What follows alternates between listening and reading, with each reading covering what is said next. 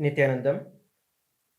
Dear El Mundo, I am addressing you today on behalf of KAILASA in response to your recent anti-indigenous articles falsely claiming that indigenous communities reject agreements with fictitious KAILASA and systematically misrepresenting our sovereign nation, our diplomatic efforts, and our humanitarian mission.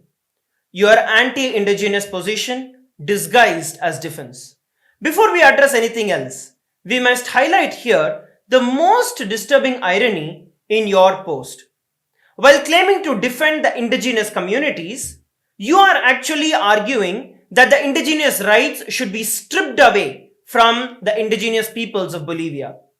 Your entire narrative focuses clearly on delegitimizing the rights of the indigenous nations to engage in diplomatic relations, a right that is explicitly protected under several articles of the Bolivian constitution, such as Article 30 and many more.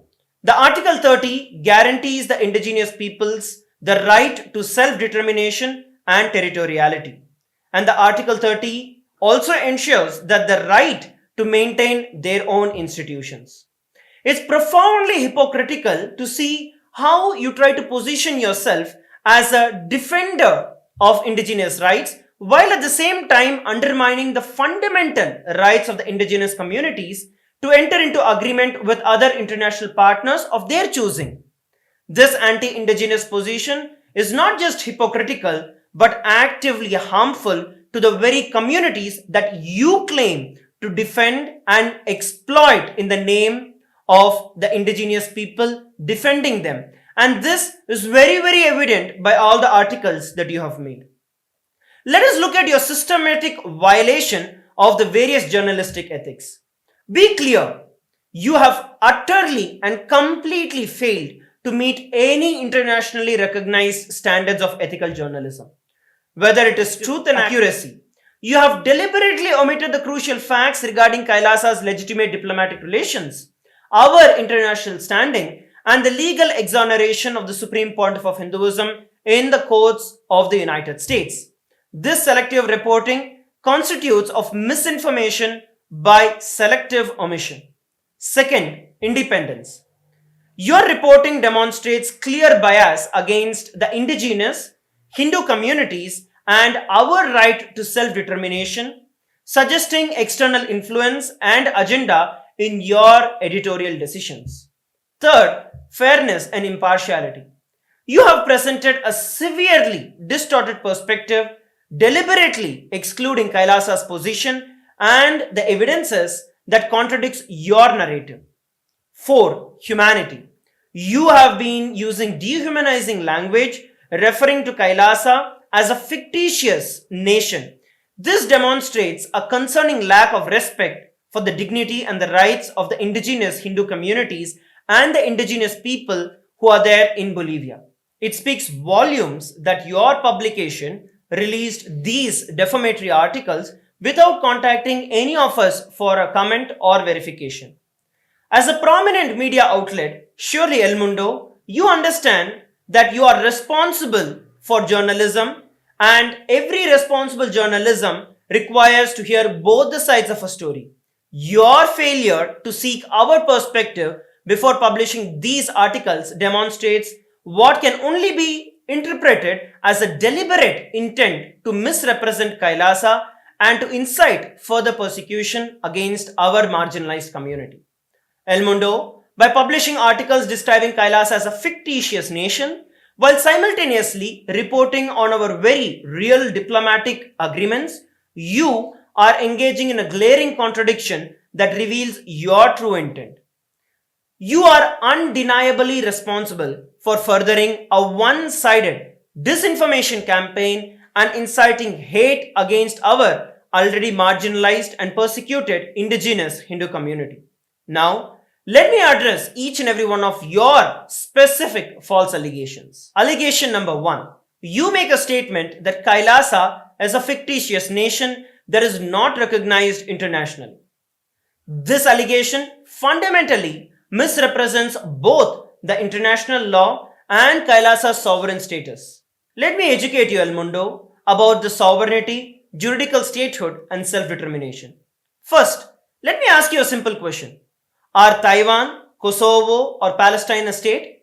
Some would say yes, others would say no. But what is incontrovertibly true is that self-determination is a basic human right that is enshrined in numerous international instruments, including in the United Nations Charter. Another incontrovertible human right is the right to freedom of religion. El Mundo, you are a media house. First of all, you have no official authority or standing to recognize or to deny the recognition of any sovereign nation. You have overstepped in your role in a manner that exposes your bias and your agenda. It's important to note that even the United Nations itself, by its virtue of its own declaration, states very clearly that it is neither a state nor a government, and therefore it does not possess any authority to recognize either a state or a government. As an organization of various independent states, it may admit a new state as its member and accept the credentials of the representatives of a new government, but it very clearly states it does not have the rights to recognize a nation as per their very own mandate. This is a critical fact that El Mundo has conveniently ignored. People with a common origin, history, language, culture, customs, or religion can develop into a nation through the awakening of their national consciousness. A nation can exist even without the universal recognition, and this has been exemplified by various stateless nations throughout the history. Citizenship is not always synonymous with the nationality of a person. The United Nations International Covenant on the Civil and Political Rights (ICCPR), recognized by 178 nations, it declares in its very first article, all peoples have the right of self-determination. By the virtue of that right, they freely determine their political status and freely pursue their economic, social, and cultural development. These are precisely the rights that are being exercised by all of Kailasa's citizens. Kailasa may have fewer formal recognitions compared to longer lasting established states, but that does not deny the people of Kailasa from exercising their fundamental human rights and the political rights of building diplomatic relations and seeking recognition across the entire world. Let us look at Kailasa's juridical statehood. The juridical statehood of Kailasa is legitimate and is recognized as per international law. Kailasa is a sovereign subject of international law, possessing distinctive attributes derived from the Supreme Pontiff of Hinduism's inheritance of the unbroken succession and the revival of 21 sovereign ancient Hindu states and the ecclesiastical Hindu institutions such as the Swarna Pita Swargapura Samrajya Sarvajna Pitam and the Shamala Pita Sarvajna Pitam. In addition, Kanchi Kailasa Sarvajna Pitam and 17 other such sovereign Sanatana Hindu ecclesiastical historical institutions receive customary recognition by the United Nations as per the Vienna Convention on Diplomatic Relations and the Vienna Convention on Consular Relations. In addition to this, Kailasa fulfills all the criteria for statehood that is established in the Montevideo Convention on the rights and the duties of a state. The Montevideo Convention very clearly states 4 important capacities for a state to be recognized as a state. The point number 1 begins with permanent population. Kailasa, of course, has a well-defined community of citizens that are unified by cultural, religious, and historical bonds living in the sovereign territories of Kailasa. Second, defined territory. Kailasa maintains territorial sovereignty that has been gifted by various countries from around the world. Third, government.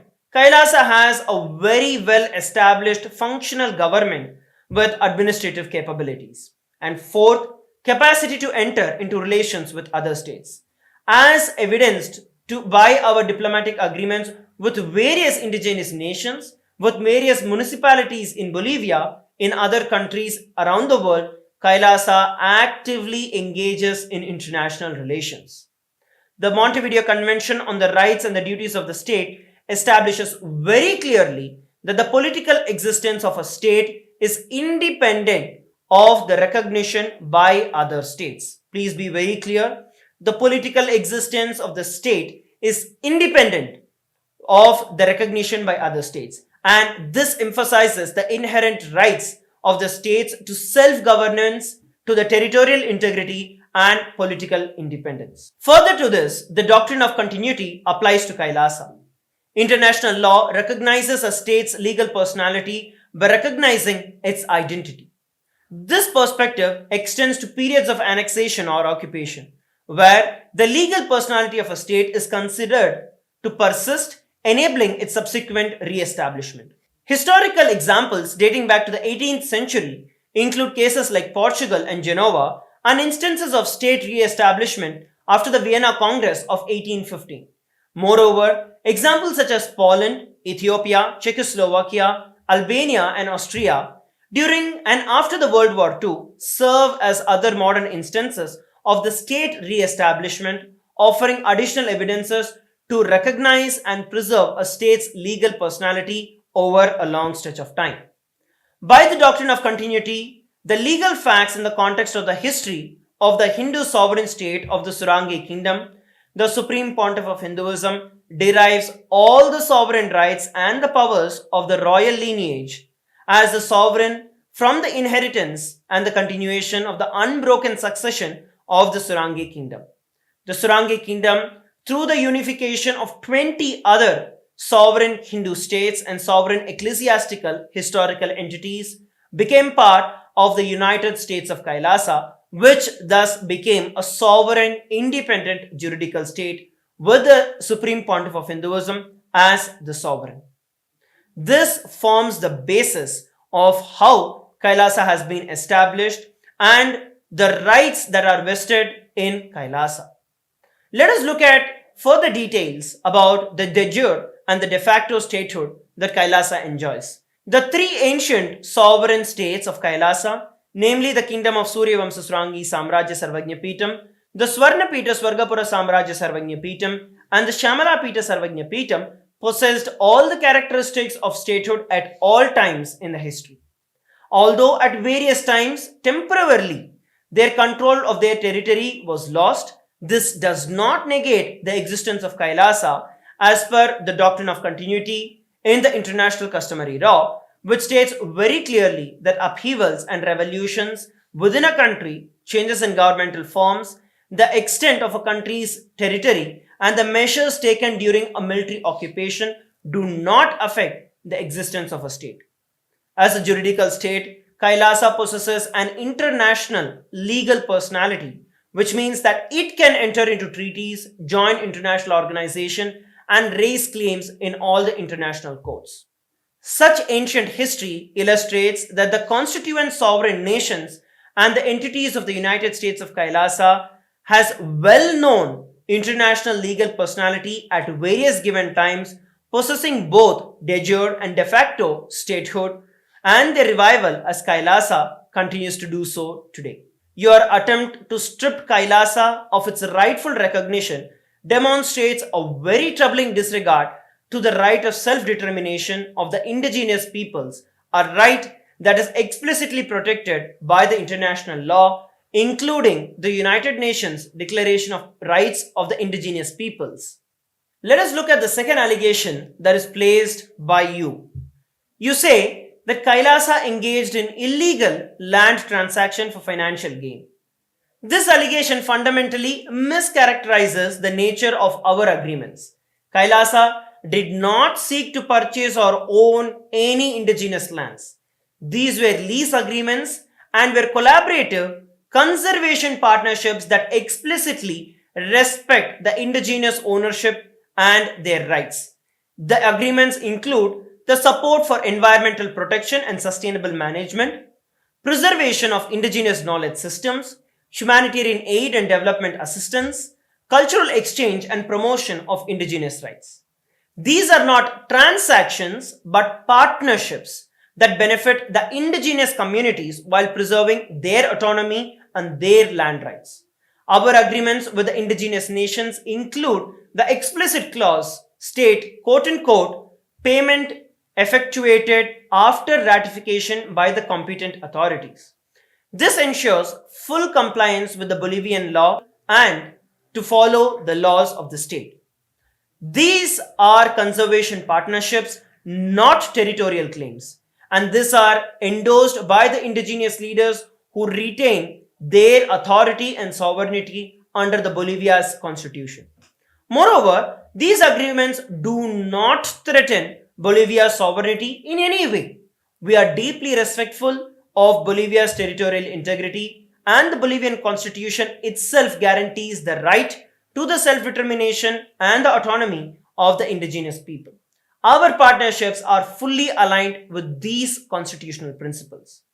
Unlike extractive industries that have historically exploited the indigenous lands for profit, KAILASA's approach centers on supporting the indigenous communities and their own development, their vision, while helping preserve their cultural and environmental heritage. You go on to say that KAILASA attempted to negotiate illegitimate thousand-year contracts. The time frame of conservation partnership reflects our long-term commitment, and that is needed for effective environmental stewardship. It's not an attempt to control land. Long-term conservation agreements are standard global practices and are recognized internationally by the environmental law. Moreover, all these agreements contain explicit clauses respecting and complying with the Bolivian law. Furthermore, Bolivian constitution states very clearly that the integrity of the indigenous territory is recognized, which includes the right to maintain and develop their own forms of economic, cultural, and spiritual life. We are very clear that we have honored this integrity rather than undermining it. The economic components of our agreements were not payments for land, but investments into the community for development, for the environmental protection, for their cultural preservation. These resources would be managed by the communities themselves according to their own priorities and the governance structure. Meaningful environmental conservation requires long-term vision and commitment, and our agreements reflect this in reality. It is not any desire to quote-unquote control indigenous territories. You move on to say that KAILASA promoted foreign religion contrary to the indigenous traditions. The allegation reveals a profound ignorance of both KAILASA's mission and the indigenous Bolivian culture. KAILASA promotes religious freedom and respects spirituality of all traditions. We never sought to impose religious practices on any community. Moreover, many indigenous Bolivian communities practice spiritual traditions that include elements of cosmic harmony, respect for nature, and the recognition of divine manifestations. These concepts are entirely compatible with the Hindu spiritual perspectives. The allegations that indigenous communities cannot engage with other traditions itself is a contrary and is a colonist perspective that denies their agency and their intellectual sovereignty. The Supreme Pontiff of Hinduism has made extraordinary contributions to these indigenous civilizations worldwide and serves as the emperor for the 21 ancient kingdoms. The work of the Supreme Pontiff of Hinduism has focused on preserving the endangered knowledge systems, supporting the sustainable development, and protecting the rights of the indigenous people. KAILASA, under the guidance of the Supreme Pontiff of Hinduism, has extended our humanitarian grants to over 100 nations, supporting critical initiatives including environmental sustainability, forest conservation, poverty alleviation, women and child empowerment, free education, and so on. These contributions represent our unwavering commitment to the indigenous welfare and sustainable development. Leveraging ancient Hindu wisdom to address the contemporary challenges that are faced by the indigenous communities worldwide. Unlike exploitative colonial relationships, these humanitarian partnerships are designed to strengthen the indigenous sovereignty while preserving cultural heritage and ecological integrity. And while you go on to report about the fake information and false allegations on KAILASA, you fail to acknowledge the broader historical context in which Kailasa exists. The Hindu genocide and ethnocide that the Hindus have faced stand as one of the most tragic and overlooked chapters in the entire human history. We are indigenous people and we have suffered from colonization. At one given point in time, Hindus had over 56 indigenous nations, spanning approximately 6 million kilometers square across the entire Asian belt. With over 10,000 indigenous traditions, 1,700 provinces, and over 200 Hindu kingdoms.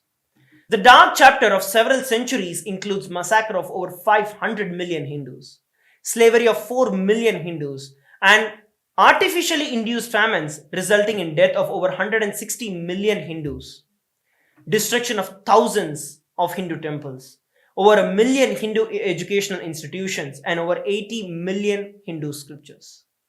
Today, a very small fraction of these indigenous Hindu traditions endure, with the Hindu sovereign lands being unlawfully annexed, leading to the forced mass exodus of Hindus and the indigenous nations.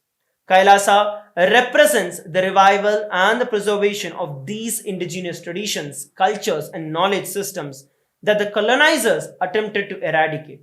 By delegitimizing Kailasa, El Mundo, you become a complicit in the ongoing erasure of the indigenous Hindu heritage. Let me attend to the next allegation that you pose. You say that Kailasa used deception and false promises to appropriate indigenous lands. This is categorically false. All the negotiations were conducted transparently with full disclosure and the presence of the community and the leaders of the community. The terms were clearly documented, translated into the local language, and explained in detail. The assertion that the indigenous leaders were somehow tricked is deeply patronizing and denies the intelligence and the agency of the indigenous people of Bolivia. Unlike colonial powers that have historically exploited the indigenous communities, Kailasa approached these agreements as partnership between sovereign entities with mutual benefits and responsibilities very clearly articulated in these agreements. El Mundo's reporting conspicuously ignores the political context in which these allegations against Kailasa have emerged. This is not journalism, but this is political theater. First, the timing of these accusations coincides with the internal politics and the tensions that is brewing in Bolivia, where various factions are competing for the influence over the indigenous communities and their resources. Kailasa has become a convenient scapegoat in this domestic political struggles. Second, El Mundo has failed to investigate the potential economic interests behind the opposition to Kailasa's conservation partnerships. There are powerful commercial entities, mining companies, agriculture corporations, extractive industries. They stand to benefit if the indigenous lands are opened to commercial exploitation rather than protected through conservation agreements that Kailasa has entered into. The question that El Mundo should be asking, but isn't, is who benefits from undermining Kailasa's humanitarian partnership with these indigenous communities? Not the indigenous communities themselves, who would receive resources, support, international recognition through the agreements that Kailasa has signed. Not the environment, which would benefit from long-term conservation commitments of Kailasa. The beneficiaries are those who wish to exploit the indigenous peoples, the indigenous land for the resources of short-term profit. And this is the very colonial mindset that Kailasa stands against. You further go on to place an allegation that Kailasa offered financial incentives to commercialize indigenous heritage. The economic components of our agreements were not payments for land, but investments into the community for the development as stated earlier. These resources would be managed by the communities themselves according to their own priorities and structures. Kailasa's humanitarian aid is not gathered through taxes as most established nations would collect, but instead raised through the hard work and the sacrifices of the Supreme Pontiff of Hinduism, Bhagavan Sri Nityananda Paramashivam, and the contributions of the hard-working individuals of a persecuted minority indigenous community that are inspired to do the same, witnessing the Supreme Pontiff of Hinduism's relentless sacrifices and the unshakable grit and commitment towards this mission. Kailasa is committed to the humanitarian contributions. However, it is very unfortunate that the anti-indigenous, Hindu-phobic, racist articles and media outlets such as El Mundo, such as you, have derailed these humanitarian services that Kailasa is committed to providing. Your publication, by hosting and publishing these articles, has extraordinarily amplified this systematic persecution. Instead of recognizing our contributions and our genuine commitment to the indigenous welfare, El Mundo, you have put a systematic and focused effort into inflicting deeply harmful disinformation that directly harms the vulnerable communities who are intended beneficiaries of Kailasa's humanitarian aid. You further go on to place allegation that indigenous communities demand Kailasa to be declared unwelcome. First of all, this entire allegation is entirely fabricated. Let us be absolutely clear. No legitimate indigenous communities have spoken anything against Kailasa. These supposed statements are completely fabricated and created by you and other media outlets to drive your anti-indigenous agenda. El Mundo, you have been deliberately gaslighting the indigenous people by manufacturing the false narratives that indigenous communities are acting against Kailasa. This is a classic divide and conquer tactic that is used throughout the entire colonial history, falsely claiming that indigenous people reject partnership that actually benefit them. What is actually happening is that the indigenous communities who formed legitimate diplomatic relations with Kailasa are being threatened and intimidated by the anti-indigenous media mafia. These communities face tremendous pressure when they exercise their constitutional rights to self-determination and international relations. The media fabricates opposition to delegitimize both the indigenous nations as well as Kailasa. El Mundo, your reportings are not only racial against Kailasa but violates the very rights of the indigenous people under both the Bolivian and the international law. Another allegation that El Mundo you place is that political controversy surrounding Kailasa's engagement with Bolivian officials. El Mundo implies impropriety in alleged engagement between Kailasa's representatives and the Bolivian government officials, including those close to President Luis Arce. This institution deliberately politicizes the legitimate diplomatic outreach, which is precisely how nations establish diplomatic relations throughout the world. What El Mundo maliciously frames as controversy is actually the standard diplomatic protocol that is followed by every sovereign nation around the world that is seeking to build international relations. The deliberate mischaracterization reveals El Mundo's true calculated attempt to undermine the legitimate diplomatic processes which involve the indigenous nations like Kailasa. Your reportings fail to acknowledge that the same indigenous communities have been historically pressured, manipulated, exploited by powerful economic and political interests within Bolivia. Yet, El Mundo shows absolutely no interest in investigating any of these systematic patterns of exploitation. Moreover, El Mundo completely ignores the defamatory treatment of the Supreme Pontiff of Hinduism in your reporting.